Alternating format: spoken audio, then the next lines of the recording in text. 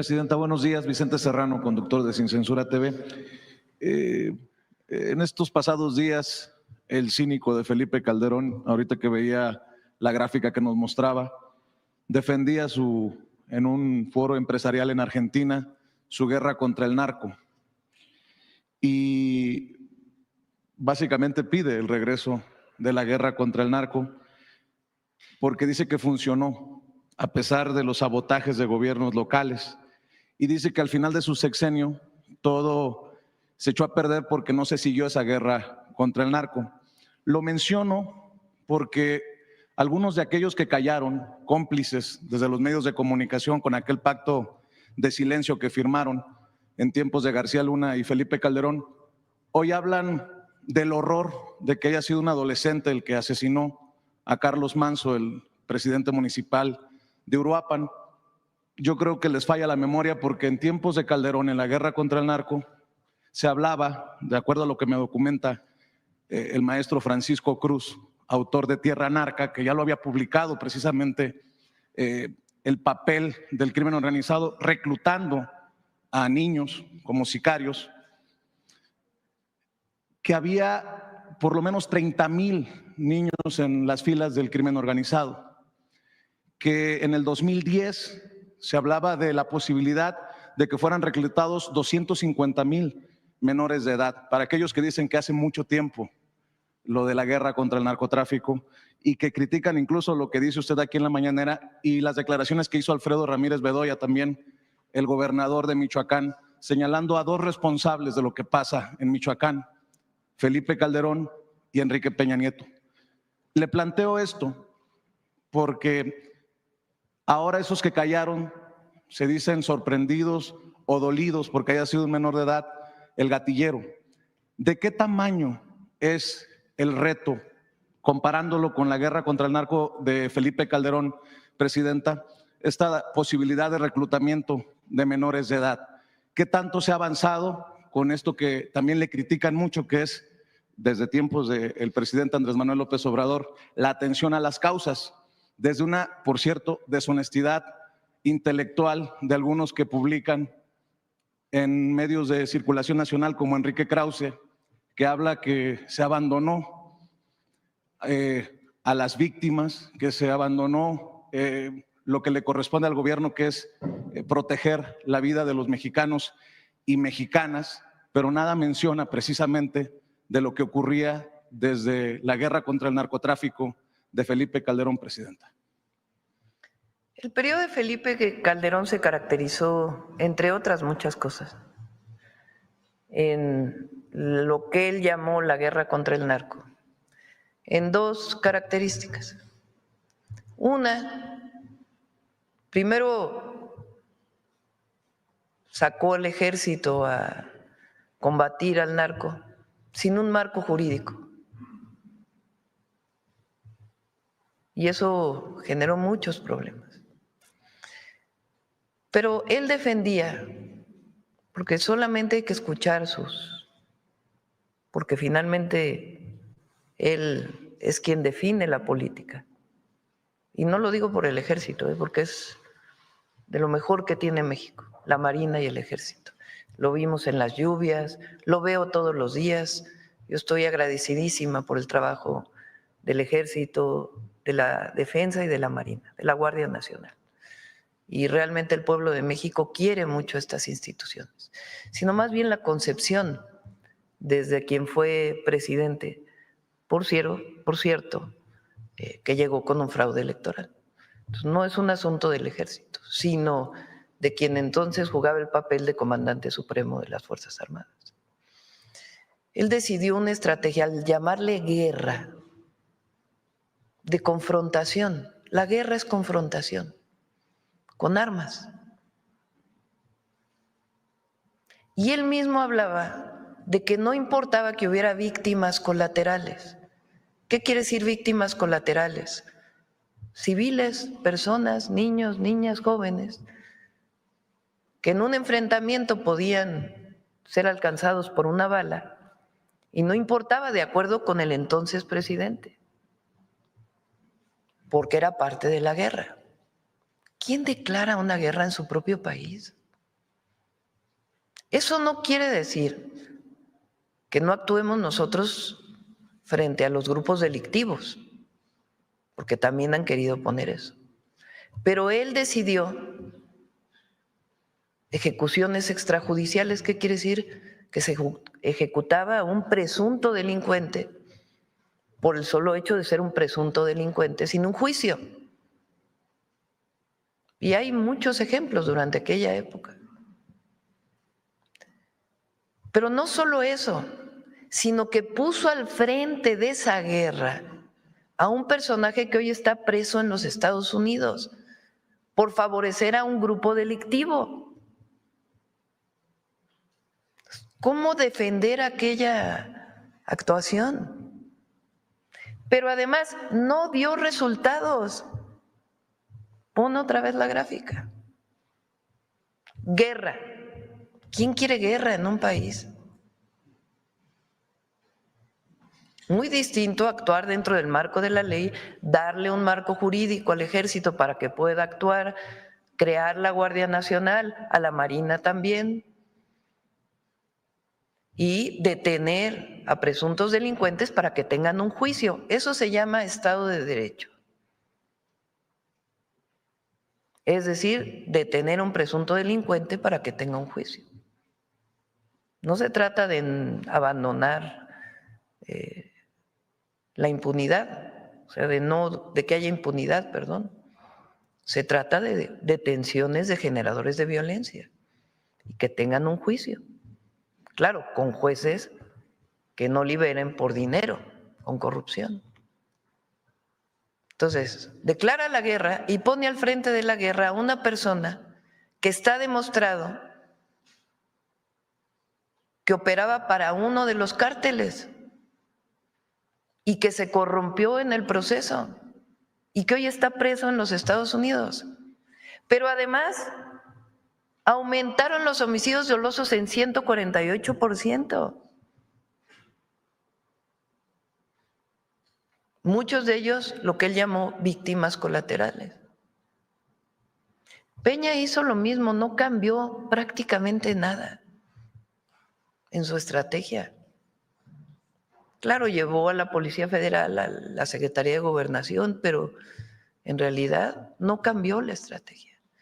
¿Y qué ocurrió? 42% de homicidios. Pero además en ese periodo, justamente en ese periodo se abandonó a los jóvenes. Es justamente en ese periodo cuando el rector, entonces rector de la UNAM, le llamó ninis a los jóvenes. Ni estudias ni trabajas, como si fuera responsabilidad de los jóvenes. Abandono de los jóvenes. No hay escuelas, no hay educación, no hay empleo, mayor pobreza, mayor desigualdad, guerra y permiso para matar. No, bueno. Y además, al frente, a un delincuente. Eso es lo que ocurrió durante 12 años en nuestro país. Y asócienle la corrupción de los gobiernos. Entonces, ¿cambió la estrategia? Sí, cambió la estrategia. Cuando llega el presidente López Obrador dice, no, a ver, todo dentro del marco legal. Vamos a darle a la Secretaría de la Defensa un marco legal para que actúe, a Marina también. Vamos a crear la Guardia Nacional, una institución pública encargada de la seguridad de las mexicanas y los mexicanos. Y vamos a destinar recursos a los jóvenes.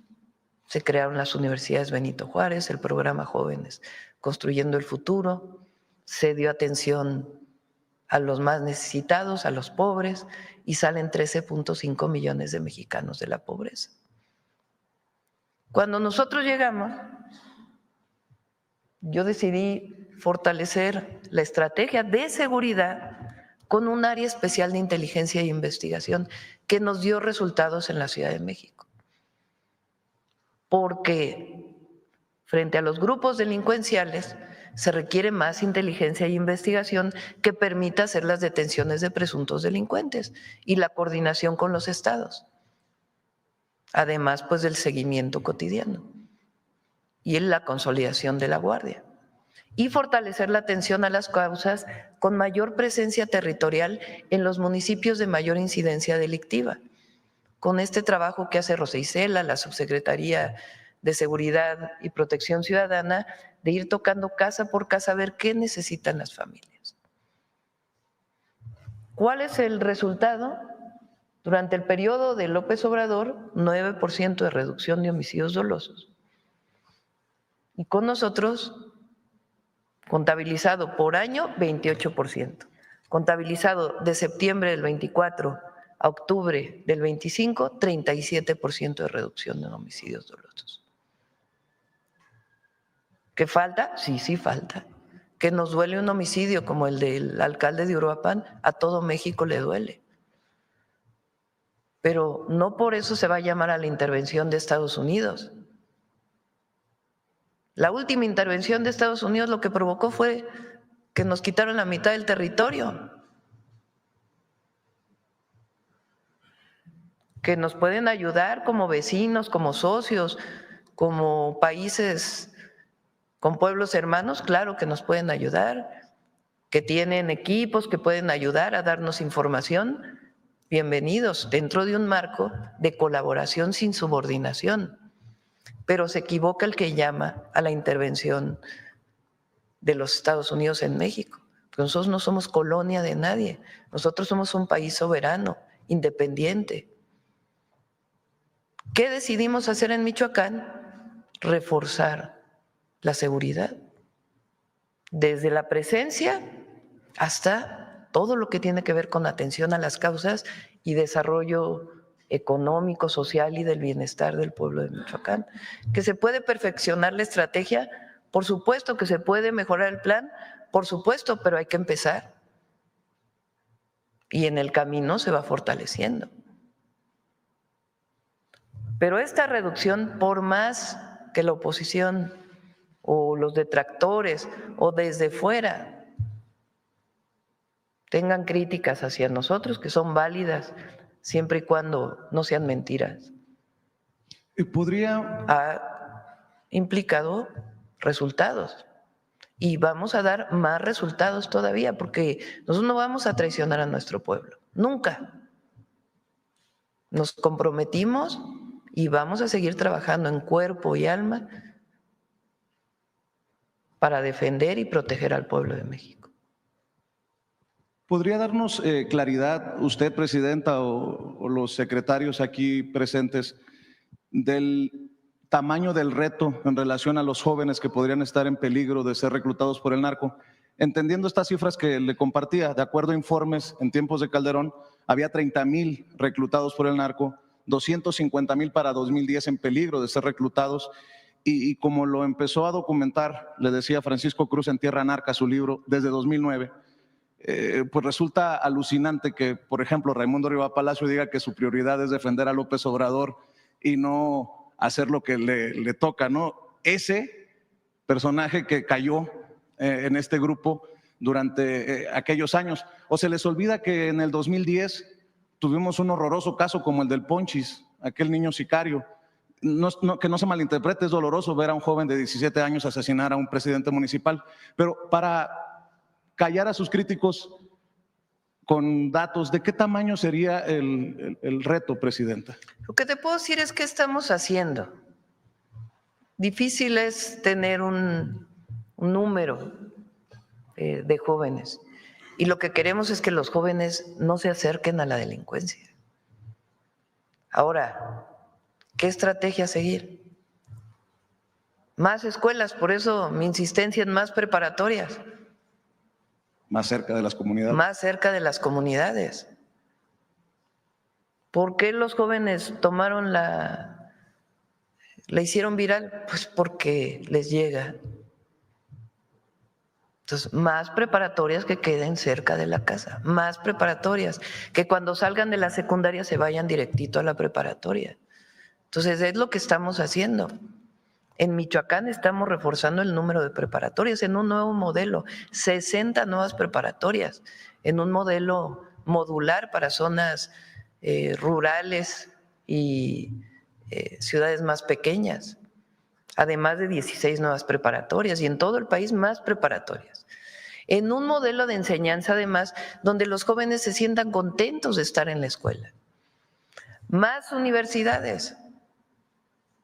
La Rosario Castellanos, estamos en coordinación con las universidades públicas, tecnológicos, politécnicos, para que aumenten la matrícula. Y nosotros, la Universidad Nacional Rosario Castellanos, además de las Benito Juárez para el Bienestar. Y ahora el programa que viene, que iniciamos en Michoacán, que es el de Centros Comunitarios de Alto Rendimiento México Imparable.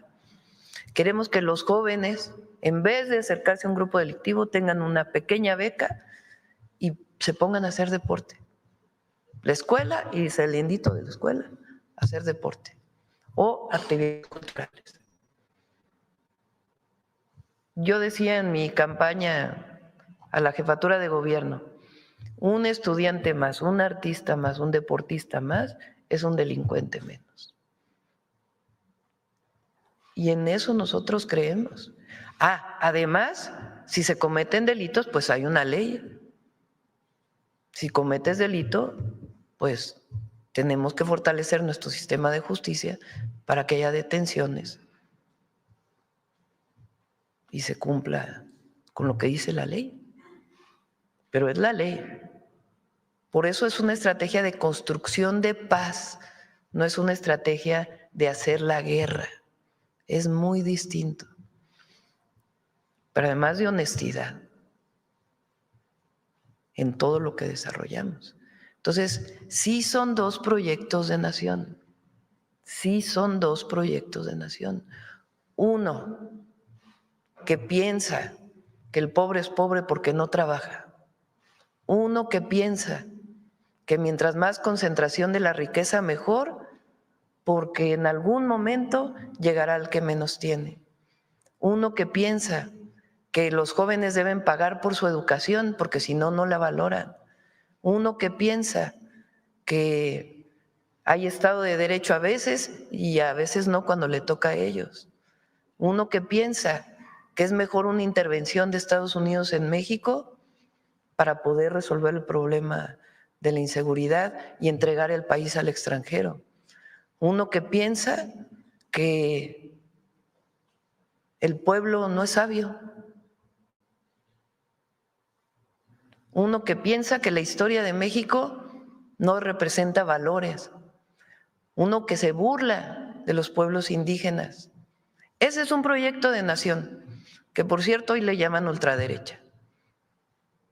Y otro proyecto que es humanista, que somos nosotros, que se define como humanista, que creemos en el derecho a la educación, en el derecho a la salud, en el derecho a la cultura, que creemos en las jóvenes y los jóvenes mexicanos, que creemos en las niñas y los niños, que creemos en nuestro pueblo, que creemos en los pueblos indígenas, que amamos nuestra historia, que creemos que la independencia, la reforma, la revolución y la transformación que estamos llevando a cabo es para el pueblo y ha sido por el pueblo, que creemos en un país fuerte, independiente y soberano.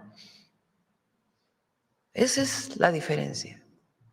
Y que creemos en que los privilegios y la corrupción no llevan a ningún lado.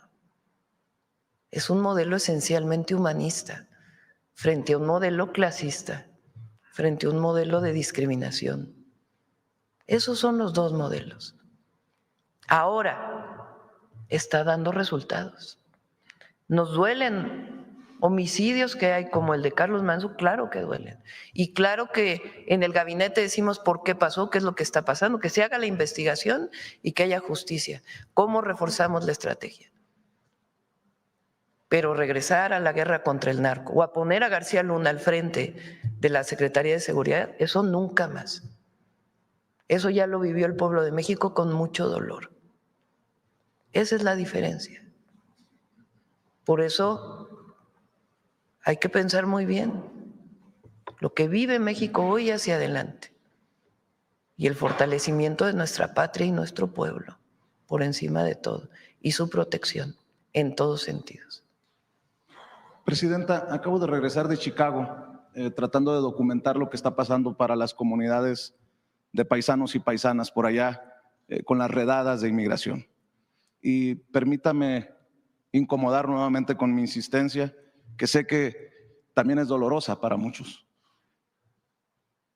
¿Qué le han dicho el canciller, el subsecretario para América del Norte, los cónsules de lo que está pasando? Y se lo pregunto porque este pasado fin de semana la patrulla fronteriza ya entró a negocios mexicanos en La Villita, en el barrio más mexicano del medio oeste de Estados Unidos, porque hay reportes de que ya entraron a escuelas violando pues toda la ética de mantenerse fuera de las escuelas, de los hospitales y de las iglesias. Y también se lo menciono porque ya no es la apreciación de su servidor que va incrementando la violencia en estos operativos, que además siguen llevándose a cabo con encapuchados y en automóviles no identificados.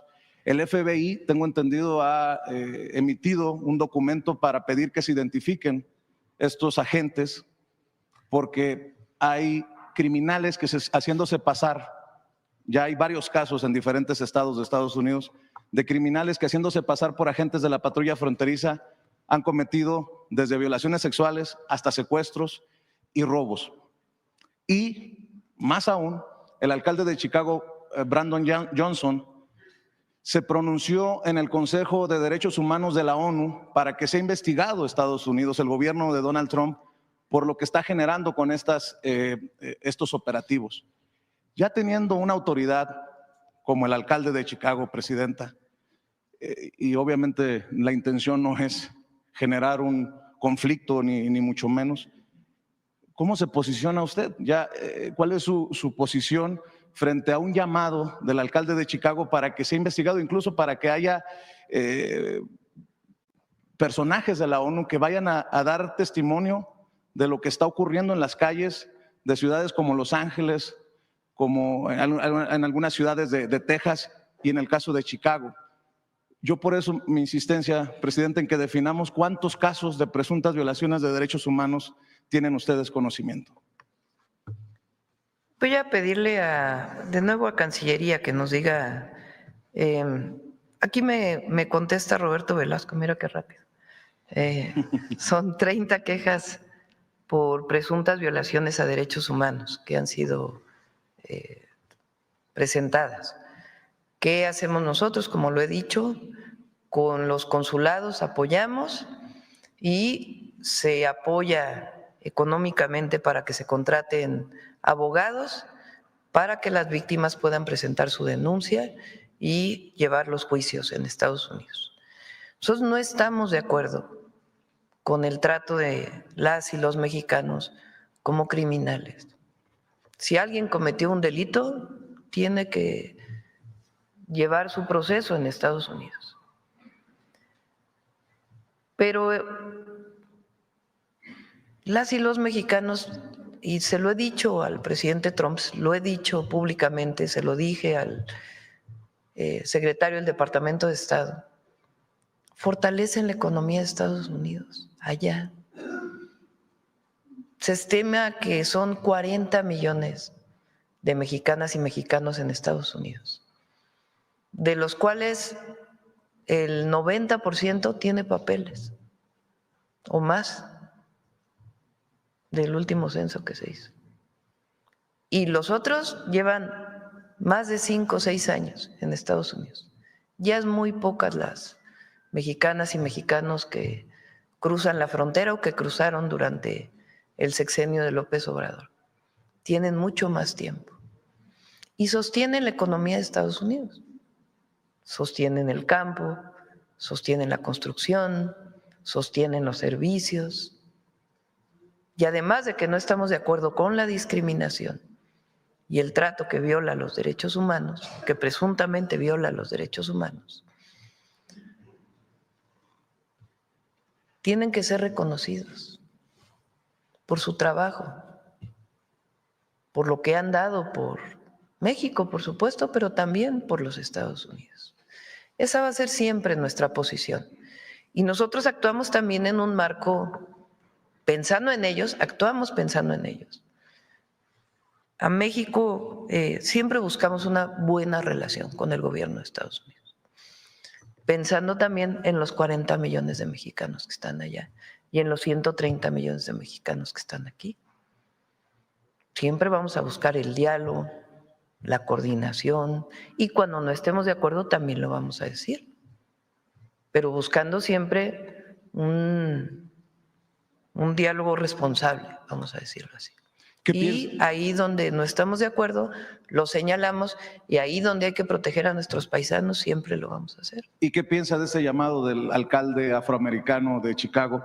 Que por cierto hay que reconocerle que ha defendido incluso hasta en el lenguaje que usan algunos colegas de ilegales y dicen no son ilegales, son indocumentados. Creo que ha hecho un sobresaliente trabajo en ese sentido. Pues agradecemos la defensa siempre de nuestros paisanos allá por autoridades estadounidenses.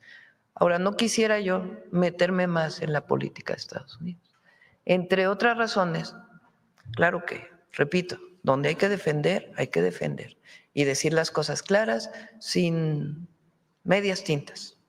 Pero nosotros tenemos que ser muy responsables por el bien de nuestro pueblo, de la nación y de los 40 millones de mexicanos allá. ¿Hay un impacto ya de estas políticas, para cerrar, Presidenta, antiinmigrantes, antimexicanas de Donald Trump? Tengo entendido que ha habido una disminución de las remesas. ¿Podría compartir? Sí, a ver si tenemos la gráfica, no sé la última si está. Las remesas crecieron mucho en el 2024, 2023 y 2024. Entre otras cosas porque nuestros paisanos apoyaban al gobierno de México, la gran mayoría, y estaban de acuerdo en seguir enviando a sus familias y seguir apoyando a México de esa manera. Ahora estamos como a nivel del 2022 en remesas, también para que se tome la dimensión. Y sí, entre otras razones, pues tiene que ver esta situación que están viviendo nuestros paisanos allá. Y por eso también lo que hemos hecho de Finabien, para que haya facilidad para que puedan enviar sus remesas en el marco de la ley de los Estados Unidos y en el marco de nuestras leyes. Pero siempre vamos a buscar un diálogo y una coordinación sin subordinación. Espero que nos pueda compartir esas cifras. Muchas gracias, vamos Presidenta. A ver si no la Buenos días. Sí. A ver, por acá, la compañera.